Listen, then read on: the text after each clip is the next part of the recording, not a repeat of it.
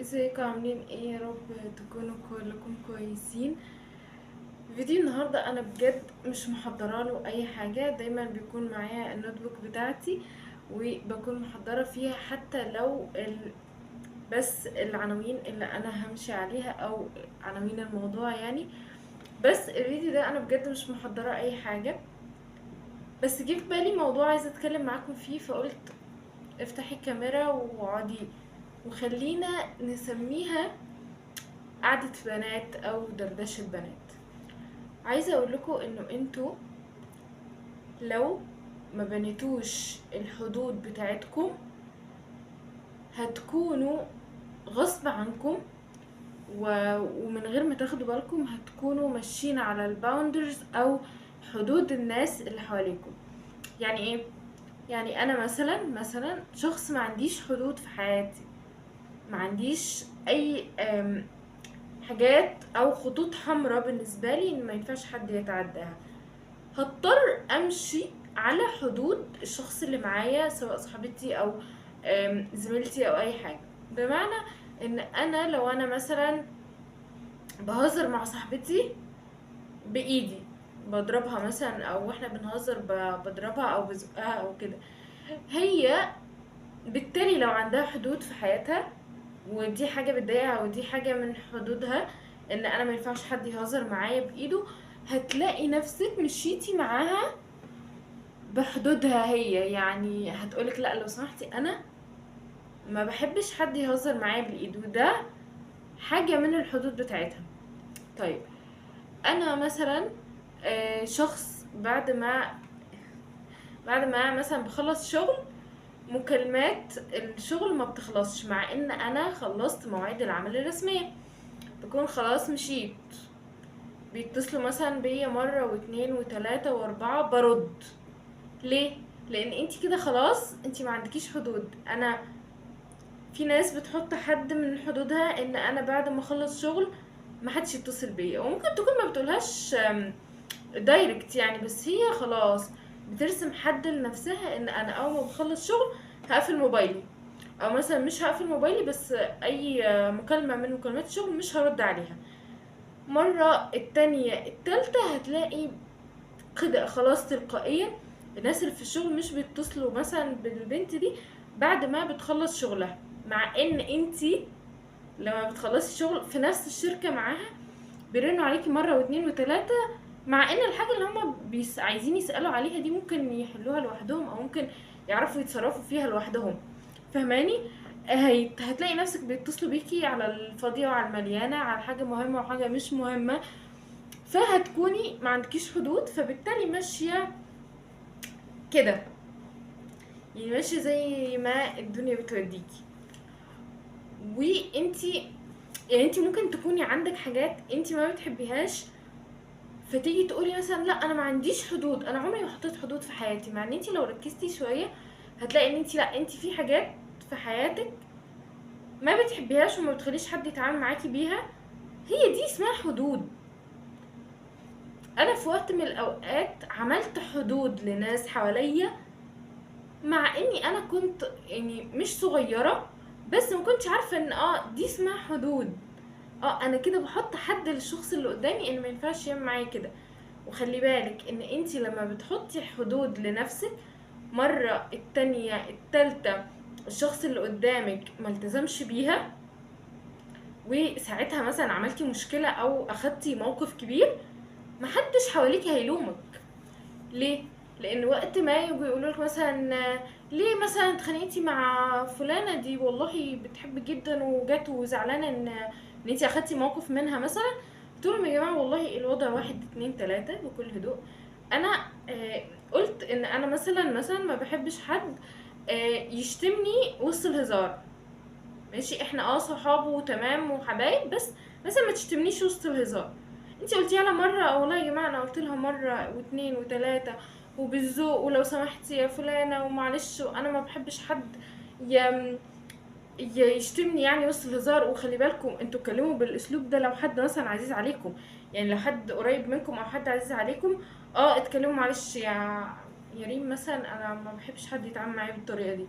لو حد عايز عليكم، لو حد لا، لو سمحتي انا ما بحبش حد يتعامل معايا بالطريقه دي، نقطه وامشي.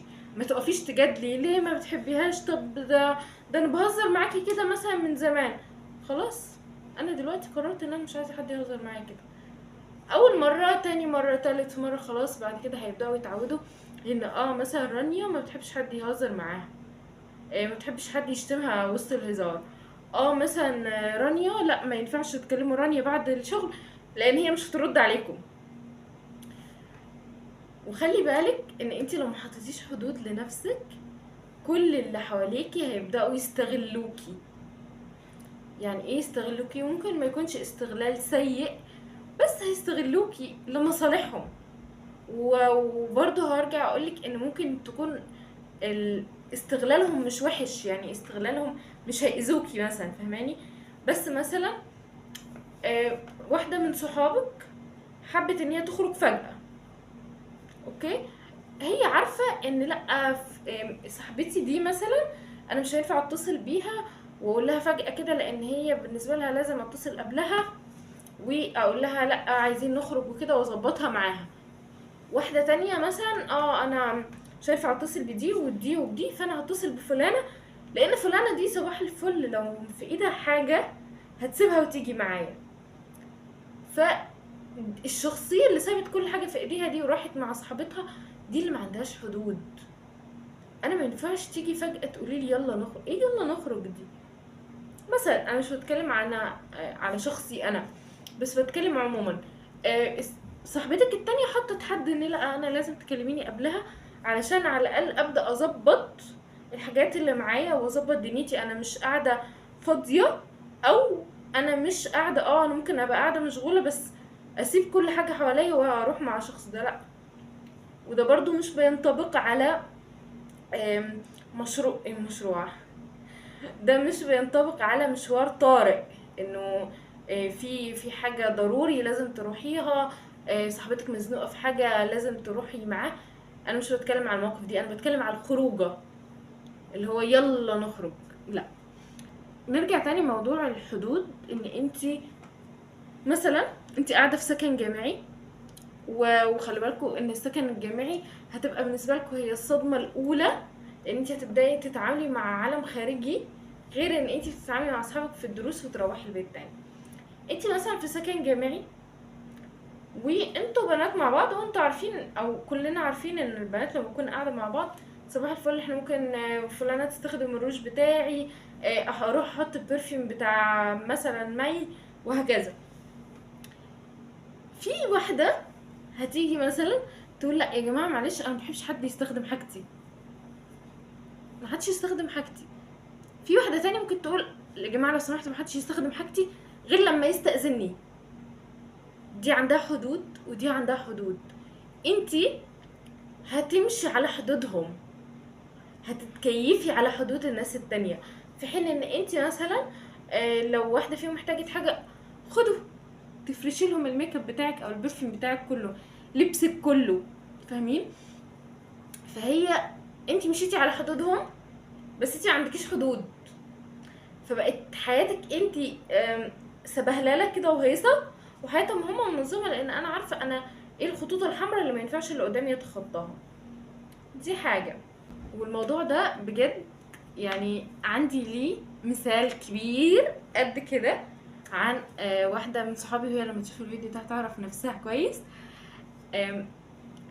بصوا هي كيوت لدرجه مش طبيعيه، وعسولة وبنحبها وكلنا والناس كلها بتحبها، بس هي اي حد بيكلمها، يا مثلا اي حد، يا آية مثلا عايزاكي تروحي معايا كذا كذا كذا، حاضر.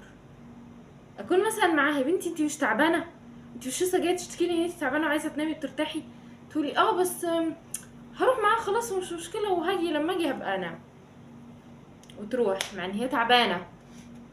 تيجي مثلا واحده تكلمها زميلتها في الشغل مثلا تكلمها انا عايزه اخد معلش اجازه الاسبوع اللي جاي، فانتي الغي اجازتك، شوفوا، الغي اجازتك وتعالي علشان انا عايزه اروح اجازه.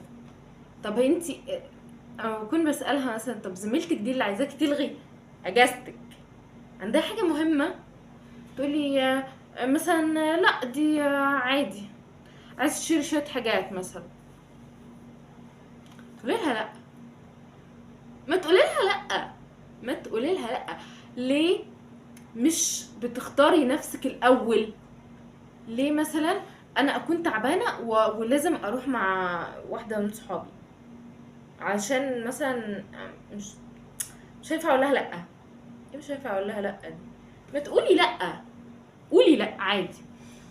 وعايزه اقول لك حاجه كمان، الناس اللي انتي بتمشي على حدودهم، اوكي، وجيتي في مره مثلا واحده من صحابك اللي كل يوم بتقولك يلا نخرج وانتي بتخرجي معاه برغم ان انتي تعبانه، جيتي في يوم انتي مخنوقه وعايزه تخرجي وجيتي قلت لها يا مية مثلا تيجي نخرج عشان انا مخنوقه، هتلاقيها بتقولك لا اصل انا عندي مش عارفه ايه، لا اصل انا معايا مشوار مع ماما، لا اصل انا جايه تعبانه من الشغل وعايزه انام. هي اختارت نفسها الاول، هي اختارت ان لا انا تعبانه انا ارتاح الاول اهم من ان انا اروح معاكي مشوار او ان انا اخرج معاكي، في حين ان انتي ما اخترتيش نفسك لما هي كانت بتكلمك. اهم نقطه بقى في الموضوع ده ان الناس اللي بيستغلوكي لمصالحهم الشخصيه، لان انتي ما بتقوليش لا مثلا، او ان انتي ما بترفضيش طلب لحد، او ان انتي ما عندكيش حدود، اول ما تبداي تحطي حدود لنفسك يا الله على ردود فعلهم، يا الله بجد. اول حاجه هتلاقي اللي بيزعل منك، هتلاقي اللي بيحسسك ان انتي انانيه جدا، هتلاقي اللي بيقولك ما احنا كل مره بنخرج مع بعض اشمعنى المره دي، حسك ان انتي وحشه، ان انتي مش بتقدري حد، ان انا وانتي صحاب وازاي اقولك تعالي معايا مشوار مع ان هو مشوار مش مهم يعني، بس ازاي اقولك تعالي معايا مشوار وانتي تقولي لي لا.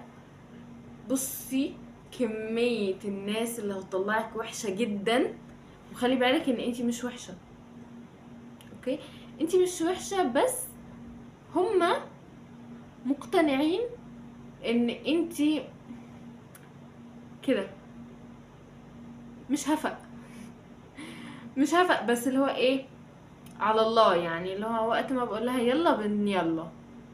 لا، خليكي شوفي يعني مثلا لما حد يتصل بيكي قبل ما تردي عليه شوفي انت بتعملي ايه دلوقتي، هل انا بعمل حاجه مهمه؟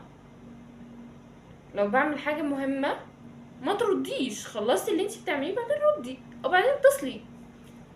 لو بتاكلي مثلا وحد بعتلك تكست مسج ما ترديش، خلصي اكلك الاول، ركزي في اكلك الاول، ركزي في اللي انت بتعمليه الاول، بعد كده خلصي واتصلي بالناس، بعد كده خلصي وبعتي لهم مسج، لان هما بعتوا لك المسج لما كانوا هما فاضيين.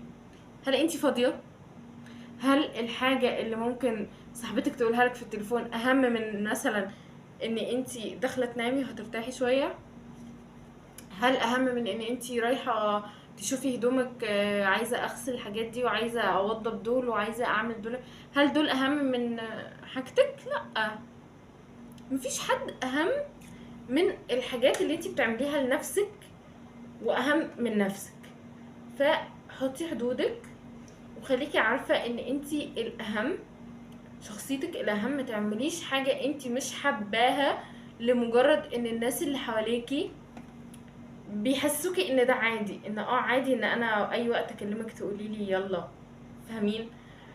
الناس اللي حواليكي هيحسوكي ان انتي وحشه جدا اول ما تبداي تحطي حدود، اجنورت وعادي، تجاهليهم جدا وكملي عادي، لان هو ده الصح، ان انتي تبداي تشوفي ايه اللي هيريحك انتي وتعمليه، ايه اللي بيضايقك انتي وما تعمليهوش. انا الحاجه دي بتضايقني ومش هعملها، ومفيش حاجه اسمها خلاص it's never too late، لا لا، مهما كان بقالك سنين بتعملي الحاجه دي، فانتي لو فقتي فجاه، صحيتي من النوم فجاه، خلاص قررتي ان لا انا مش عايزه ارجع اعمل الحاجه دي تاني، ومش عايزه مثلا الناس ترن عليا في اي وقت ارد عليهم، وبداتي تعملي ده، خلاص عادي، حتى لو حد جه قالك انه طب ما انا بقالي سنين برن عليك وبتردي عليا في اي وقت، اوكي خلاص عادي، ما كنتش قادره ارد، ما كنتش فايقه ارد، فاهمين؟ ما تبرريش، عادي انا كنت صاحي من النوم، خلاص. الفيديو ده كان سريع وخفيف، مع ان انا مضغوطه جدا النهارده، بس قررت ان انا اصوره لما الموضوع جه في بالي، حبيت اتكلم عنه. وان شاء الله يكون الفيديو عجبكم واستفدتوا منه حتى لو فضفت قد كده. اكتبوا لي كومنت في اي موضوع انتوا حابين ان انا اتكلم فيه، وبس.